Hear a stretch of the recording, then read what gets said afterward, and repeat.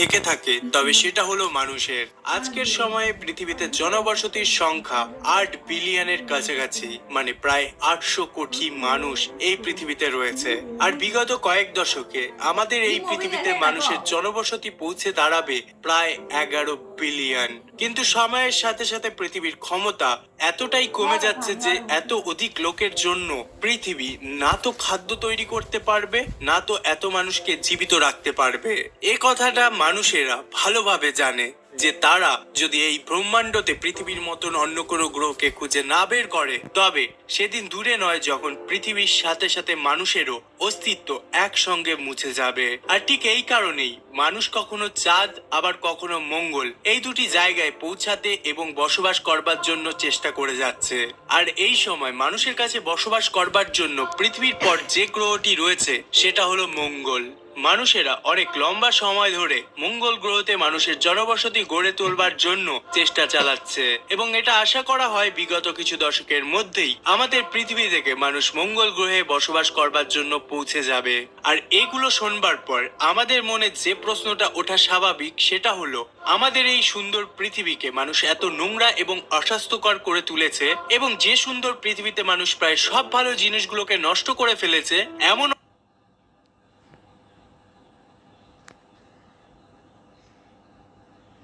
অবস্থায় যদি পৃথিবীর সব জনসংখ্যা মঙ্গল গ্রহতে পৌঁছে যায় তবে মঙ্গল গ্রহের কি হবে? মঙ্গল গ্রহ কি মানুষের এই ক্রুদ্ধতাকে সহ্য করতে পারবে? মঙ্গল গ্রহ কি 8 বিলিয়নের বেশি জনবসতিকে জীবিত রাখতে পারবে? কি হবে যখন মানুষ মঙ্গল গ্রহের মাটিতে পা রাখা শুরু করবে? আজ অদ্ভুত দশের এই ভিডিওটিতে আমি এই সকল প্রশ্নেরই উত্তর ডিটেলসে বলবো। আজকের এই ভিডিওটি আপনার জন্য যথেষ্ট ইনফরমেটিভ, কারণ আমি আজকে আপনাদের সেই সব রিজনগুলো বলবো যেগুলো সম্বন্ধে আপনি এখনো পর্যন্ত কিছুই জানেন না। তাই ভিডিওটি শেষ পর্যন্ত দেখা অতি আবশ্যক। তো চলুন এবার শুরু করা যাক।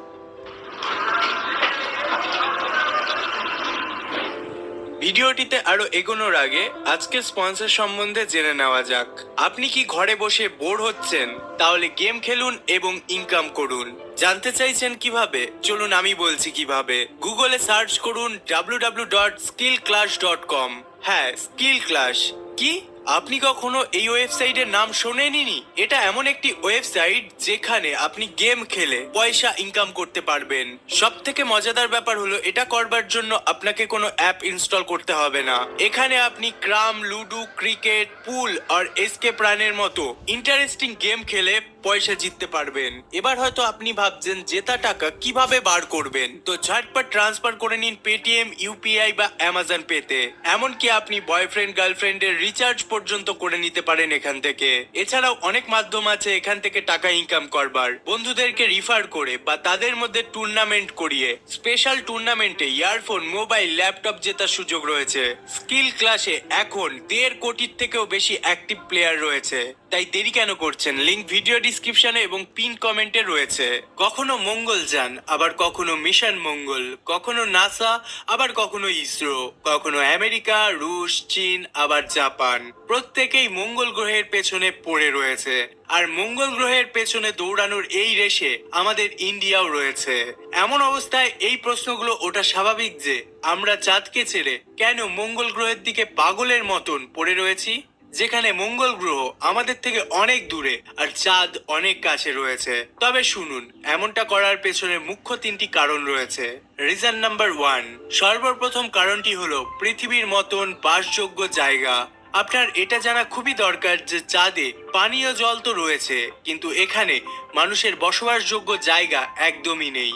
আর বিশেষ করে আমাদের চাঁদ সূর্যের অনেক কাছে রয়েছে, যে কারণে সেখানে সূর্যের এত ভয়ানক বিকিরণ পড়ে যে সেখানে মানুষের একদিনও থাকা সম্ভব নয়। কিন্তু তবুও যদি কোনো মানুষকে চাঁদে থাকতে হয় এবং চাঁদে নিজের সারা জীবন কাটাতে হয়, তবে তাকে প্রতিদিন একটা জিনিস পৃথিবী থেকে নিয়ে যেতে হবে, সেটা বায়ু হোক কিংবা জল অথবা খাদ্যের জন্য কোনো বস্তু। কিন্তু মঙ্গল গ্রহের ক্ষেত্রে এরকমটা নয়। বিজ্ঞানীরা অনেক লম্বা সময় ধরে পরীক্ষা নিরীক্ষা চালাচ্ছে এবং তারা নিশ্চিত যে বিগত কিছু বছরের মধ্যে তারা মঙ্গল গ্রহতে সজীব চাষ করতে পারবে। আর মঙ্গল গ্রহের ছোট্ট পরিবেশে অক্সিজেনকেও তৈরি করা যাবে।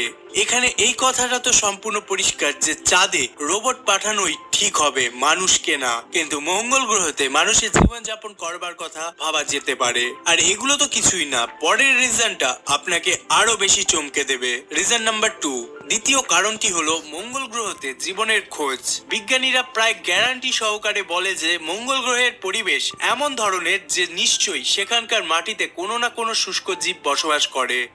আপনারা এটা জানলে অবাক হবেন যে বছরের একটা সময়ে পৃথিবী থেকে মঙ্গল গ্রহের সব থেকে কাছের দূরত্ব 5,46,00,000 কিলোমিটার ধার্য করা হয়েছে, যেখানে বছরের বেশিরভাগ সময় পৃথিবী থেকে মঙ্গল গ্রহের দূরত্ব 40,10,00,000 কিলোমিটার পর্যন্ত পৌঁছে যায়। আর এত দূরে থাকা একটি গ্রহে জীবন থাকা না থাকার সম্বন্ধে কেউই সঠিকভাবে বলতে পারে না। আর এই কারণের জন্যই পৃথিবী জুড়ে সমস্ত বৈজ্ঞানিক মঙ্গল গ্রহের আরো কাছে পৌঁছাতে চাইছে, কারণ তারা নিশ্চিত যে মঙ্গল গ্রহের মাটি মানুষের বসবাসযোগ্য। আর যদি মানুষের যোগ্য নাও হয়ে থাকে তবে সেটাকে যোগ্য বানিয়ে নেওয়া সম্ভব। বিজ্ঞানীদের অনুমান যে মঙ্গল গ্রহতে সূর্যের যে রেডিয়েশন গিয়ে পৌঁছায় সেটার কারণে মঙ্গল গ্রহের মাটির ভেতরে 25 ফুট নিচে বিভিন্ন ধরনের শুষ্ক জীব নিশ্চয়ই রয়েছে। আর তাদের এই অনুমান যদি সঠিক হয়ে থাকে তবে মানুষও মঙ্গল গ্রহের 20 থেকে 25 ফুট নিচে নিজের বসতি স্থাপন করতে পারবে। এমন অবস্থায় বিশ্বজুড়ে সমস্ত বিজ্ঞানীরা চায় যে যেভাবেই হোক না কেন মঙ্গল গ্রহের 25 ফুট নিচের মাটি তাদের চাই, যাতে মঙ্গল গ্রহের মাটির বিভিন্ন ধরনের পরীক্ষা নিরীক্ষা চালানো যায়।